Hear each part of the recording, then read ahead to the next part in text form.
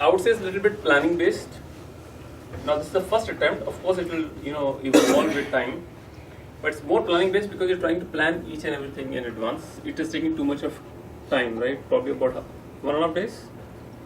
Yeah, around 2 days. Almost 2 days, right? If you have to make it smaller, and this is the only 3-team scenario, what you could think of is very high level. You have to release scope, right? Then you have a discussion of the release scope. Now, these guys are doing grooming here, right? Yeah. Grooming. Grooming, there are different approaches to grooming. One thing is you have a collective grooming across all teams. The other could be if you have separate feature teams and you have already identified which team might be doing what, the product owner could possibly have a separate grooming session with each team already before you go into this release. That is only if you have visibility of which team might be doing what. That will reduce this particular time. Then you have backlog identification. Again, here you're doing grooming first, then identification. The case I'm saying is you might do identification first and then do grooming separately. So before you go into release, it's already done. The other option could be if you're doing the grooming with the entire team, all the 3 teams, then you can have more like a volunteering. Alright guys, who wants to do this particular feature? And team A says, we did something similar, but we'll take this one.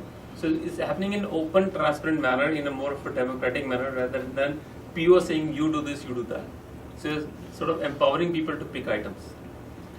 So this could be more of a voluntary base, and then these guys can go and do the breakout session. This is more about estimation stuff. The other thing is, if you have a release for 3 months, possibly 6 sprints, here it looks to me that you have done it for the entire 6 sprints. Each team has picked up for the entire 6 sprints. Yeah.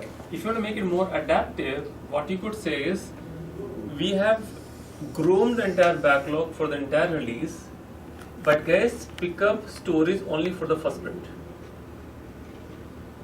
Because it Pick will up stories evolve. only It for will the evolve. Exactly. Only for the first sprint. It will also reduce the size of your release planning effort. One question. So is Yeah. it good to do grooming for whole release?